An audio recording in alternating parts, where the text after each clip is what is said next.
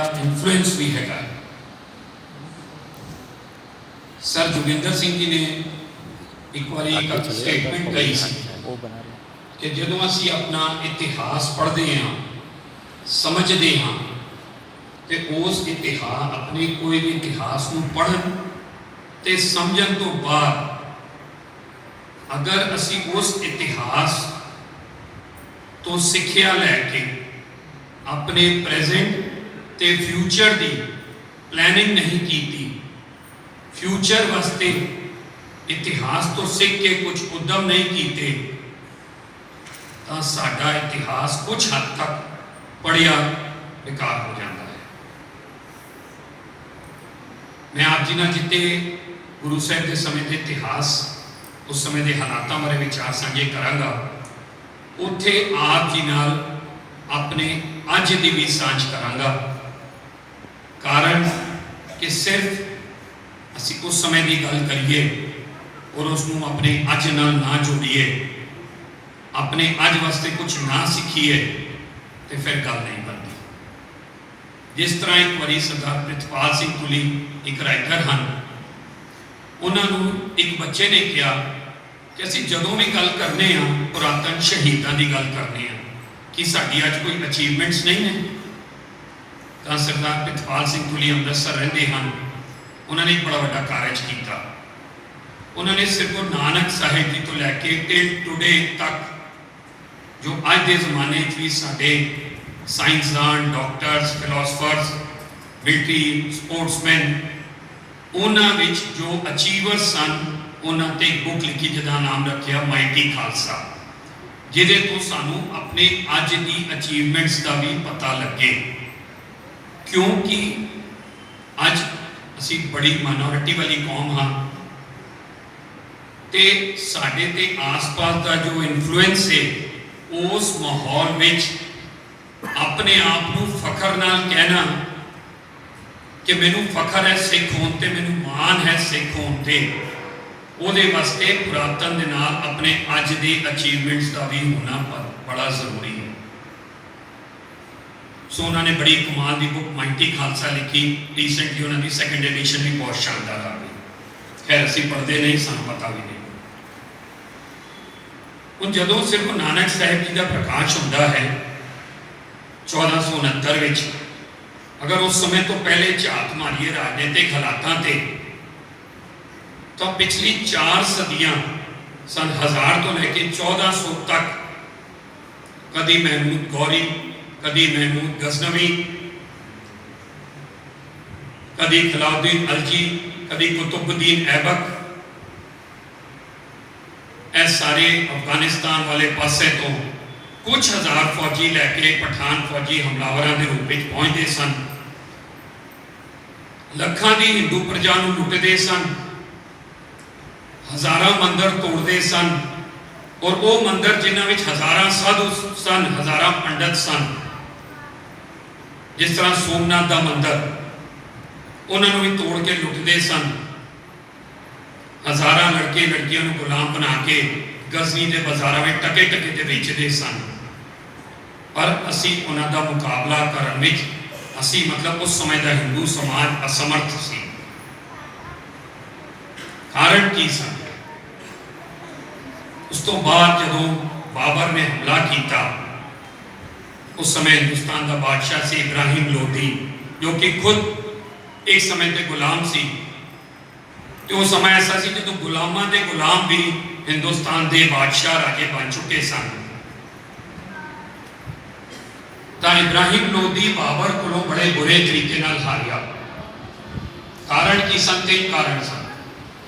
पहला, उस समय के मौलवी काजियां ने, तांत्रिका ने इब्राहिम लोधी नूं समझाया होया सी, असी जादू मंत्र टोने टोटके करांगे, हमलावर फौजां दियां अखां खराब हो जाएंगियां, अन्ने हो जाएंगे, जबकि ऐसा कुछ नहीं होया। दूजा, बाबर को तेज रफ्तार वाले घोड़े मॉडर्न बंदूकां उस जमाने दियां ते तोपां सन। इब्राहिम लोधी को भारी भरकम हाथी, पुराने तीर कमान तलवारां सन। तीजा, हिंदुस्तान के उस समय के राजे आपस में ही लड़न मड़न में बिजी सन। प्रजा की संभाल करने की बजाय प्रजा को लुटना और अपने आप को इस्लाम का रखियक दर्शाने वास्ते मंदिर तोड़ दे तो हिंदुओं को मुसलमान बनाना यही उन्होंने काम सी। नतीजा होया कि पठाना तो बाद हिंदुस्तान से मुगलों की हुकूमत कायम हो गई। उन हिंदू राजे क्यों नहीं इन्हां हमलावरों का मुकाबला कर सके। जब मोहम्मद गौरी आया तो पृथ्वीराज चौहान वर्गा राजा सी, लेकिन इन्हां हमलों का हिंदू कौम मुकाबला नहीं कर सकी।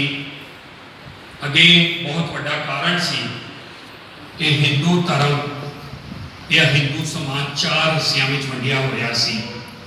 अपने आप को सब तो श्रेष्ठ कहलाने वाले समझण वाले ब्राह्मण जिन्हां दा काम ही सी धर्म के नाम से वेदां के शास्त्रां के नाम से समाज को लुटना एक्सप्लॉइट करना, उन्होंने धर्म ग्रंथों तो दूर रखना, जनरल पढ़ाई तो दूर रखना ताकि जो अनपढ़ रहन के असीं वध तो वध एक्सप्लॉइट कर सकीए। दूजा वर्ण सी क्षत्रिय, जे उन्होंने अपना धर्म भुला दिता तो मुकाबला करने वाला कोई भी नहीं सी। तीजी जात वैश्य जो सिर्फ धंधे करने बिजी सन ते चौथे शूद्र ते वो सन जिन्होंने जीन का हक ही जिन्हों को खोलिया गया सी। समाज के सब तो औखे काम शूद्रा ने करने सन। अज भी पिछले कुछ साल पहले तक मैला ढोने की प्रथा हिंदुस्तान में चलती रही। अज भी हिंदुस्तान के मंदिरों में शूद्रा को जाने की बड़ी जगह से इजाजत नहीं है।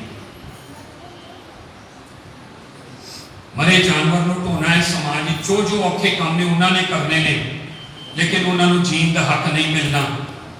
हर पासे तो सब तो वड्डी गिनती शूद्रा की सी, उन्होंने ही समाज में दबाया गया तो समाज में जब एकता नहीं है, यूनाइटेड नहीं हैं, तो कितों बाहर के हमलावरों का मुकाबला करना सी। नतीजा कि हिंदुस्तान 7 सदियां तक लगातार जुल्म बर्दाश्त करता रहा, बर्बाद होता रहा, लुटिया जाता रहा। ना हिंदुस्तान में खास करके हिंदुओं का ना रब एक सी, ना देवी देवता एक सी, ना पूजा करने का ढंग एक सी, ना वर्त एक सी। नतीजा कि हिंदुस्तान इन्ने बुरे तरीके नाल बर्बाद हो चुका सी कि साहिब से गुरु नानक साहिब जी ने एक इनकलाबी लहर शुरू करनी पई कि उन्होंने खालसा पंथ की नींव रखी। सर गुरु नानक साहिब जी साढ़े सिर्फ पंथ के सिरजनहारी नहीं सन, एक इतिहासकार भी सन। भाई गुरदास जी की वारा और सिर गुरु नानक साहिब जी की बाणी विच सानू इतिहास भी बहुत कुछ पढ़ने को मिलता है। सो गुरु साहब ने स्पष्ट तौर पर सानू समझाया कि किन्ना कारणा करके हिंदुस्तान बर्बाद होया, और उन्होंने सानू समझाया कि जे वेला ना संभालिया जाए तो किस तरह गुलाम बनी जाए। हिंदू तो गुलामी मंजूर कर ही चुका सी। गुरु साहब ने सानू कर्म कांडा को दूर करने वास्ते बहुत बड़े उपराले किए। हुण असीं अपने अज ते भी आइए कि गुरु साहब ने उदों सानू बहुत कुछ समझाया, पर कि असी अपने अज नूं अपने पुरातन इतिहास को देखते पढ़ते हुए की उद्यम कर रहे हैं। जे उस समय के तांत्रिका ने कहा असी मंत्र पढ़ांगे बाबर के फौजी अन्ने हो जाएंगे, कि असी अपनी बाणी को अज की रूप दे दिता है। एक अखंड पाठ तो 51 अखंड पाठ, 101 अखंड पाठ, संपट पाठ, देख पाठ, इस रस्ते से चल रहे हैं। साडी रहत मर्यादा एक नहीं, साडे लंगर एक नहीं, डेरिया में ते हर डेरे ते अलग मर्यादा, ਅਸੀਂ ਕਿੱਥੋਂ ਯੂਨਾਈਟ ਹੋਵਾਂਗੇ, ਕਿੱਥੋਂ ਅਸੀਂ ਅੱਜ ਦੇ ਸਮੇਂ ਵਿੱਚ ਮਜ਼ਬੂਤ ਹੋਵਾਂਗੇ। ਗੁਰੂ ਸਾਹਿਬ ਨੂੰ ਕੀ ਲੋੜ ਸੀ ਬਾਬਰਵਾਨੀ ਲਿਖਣ ਦੀ, ਉਸ ਸਮੇਂ ਦੇ ਹਾਲਾਤ ਦੱਸਣ ਦੀ। ਉਸ ਸਮੇਂ ਤੁਲਸੀਦਾਸ ਨੇ ਕਿਹਾ ਸੀ ਰਾਜਾ ਕੋਈ ਵੀ ਹੋਏ ਸਾਨੂੰ ਕੀ ਮਤਲਬ, ਪਰ ਗੁਰੂ ਸਾਹਿਬ ਨੇ ਸਪਸ਼ਟ ਕਿਹਾ ਰਾਜੇਸ਼ੀ ਮੁਕੱਦਮ ਕੁੱਤੇ। ਗੁਰੂ ਸਾਹਿਬ ਨੇ ਸਪਸ਼ਟ ਕਿਹਾ ਬਾਬਰ ਤੂੰ ਜਾਬਰ ਹੈ। मतलब गुरु साहब ने राजनीति की गल की और पहले पातशाह तो लैके 10वें पातशाह तक हर गुरु साहब ने राजनीति की गल की और बड़े जोर दे के की। पर असी अज की अपने अज दे वेले नूं विचारदे हां, असी अज विचारदे हां कि असी अपनी कौम नूं किस तरह मजबूत करना है, अपने रिसोर्सेज नूं किस तरह असी अलग अलग तरीकों नाल बर्बाद करने में पूरी ताकत लगा रहे हैं, फिर साडी कौम कित्थों मजबूत होगी।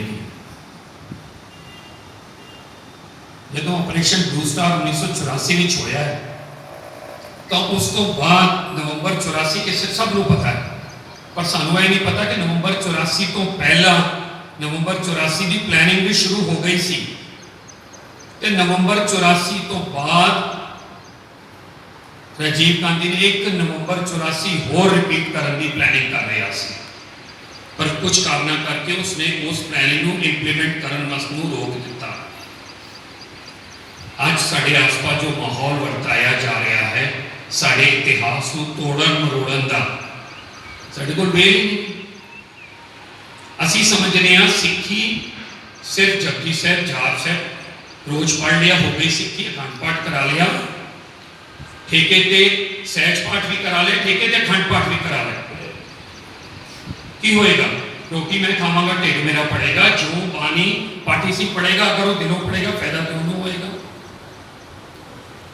असी अपने रस्ते नहीं सुधारांगे तो सिर गुरु नानक साहिब जी के दिते हुए उपदेशों ते अमल नहीं करांगे, टाइम पास कर रहे हैं। सानू कंक्रीट उपराले अपनी कौम को मजबूत करने वास्ते करने पैणगे। संत जरनैल सिंह जी को किसी सिख ने कहा भोपाल के कुछ सिख ने, तुसीं की सोचो कि पंजाब तो बाहर के सिखां दा की होएगा? ते संतां दा जवाब सी जे मजबूत नहीं होणगे ते भुगतणगे। सो अज भी हालात औखे हैं। जे गुरु साहब ने सानू उस जमाने च कहा कि वेला नहीं संभालिया तो इब्राहिम लोधी नूं राज भी गवाना पिया, दर दर की ठोकरां भी खानियां पईयां, ते असी वेला नहीं संभालांगे तो फिर असी अपना फ्यूचर सोच सकते हैं की होगा। अपने नौजवानों को मजबूत करने अपनी ताकत नहीं लगावांगे, किते दे नहीं रवांगे। कुछ दिन पहला एक लड़की के घर गया, उस बच्ची के घर की हालत देख के मेरे रोना आ रहा था। 12th बोर्ड 95% सन, कॉलेज पढ़ने वास्ते फीस पैसे नहीं सन, रोटी बड़ी मुश्किल नाल खा रहे सन। कुछ दिन पहला मैं देखा कि बंगला साहब गुरुद्वारे विच साहिब श्री गुरु हरकृष्ण साहिब जी का प्रकाश दिहाड़ा मनाया गया और 5 स्टार होटल वर्गी भड़कीली डेकोरेशन की गई। कौम को कित्थे ले जा रहे हैं?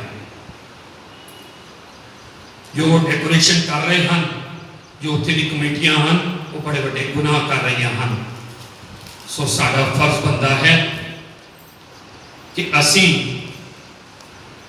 वो इब्राहिम लोधी वाला हाल ना अपना होए कि साडे कोल पुराने तीर कमान होन, बाबर वर्गे तेज रफ्तार के घोड़े ना होन, बंदूक ना होन, और असी हर पक्षों मार खाइए, भावें वो समाजिक पक्ष होए, धार्मिक पक्ष होए, राजनीतिक पक्ष होए।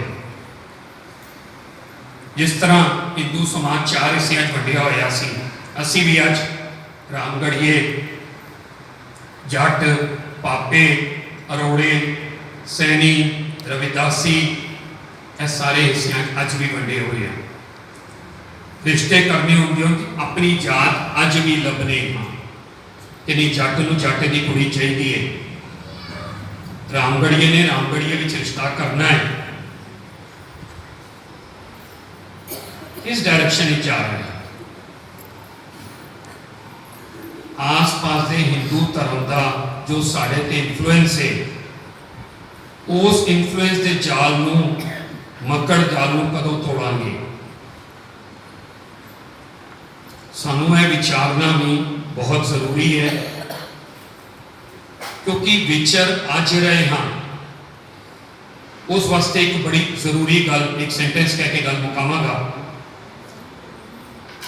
कि अगर अज तुम मजबूत करना है तो 1920 तो 2020 तक के मटीरियल भी बहुत गहराई नाल पढ़ना पएगा। 100 साल के वर्तारे भी समझना पएगा। अपनी गुरुद्वारे की लाइब्रेरीज को स्ट्रॉन्ग करना पएगा, अपने घर की लाइब्रेरीज को स्ट्रॉन्ग करना पएगा। जे अपने अज नूं नहीं समझांगे तो आने वाला वक्त बहुत औखा है। वाहिगुरू जी का खालसा, वाहिगुरू जी की फतेह।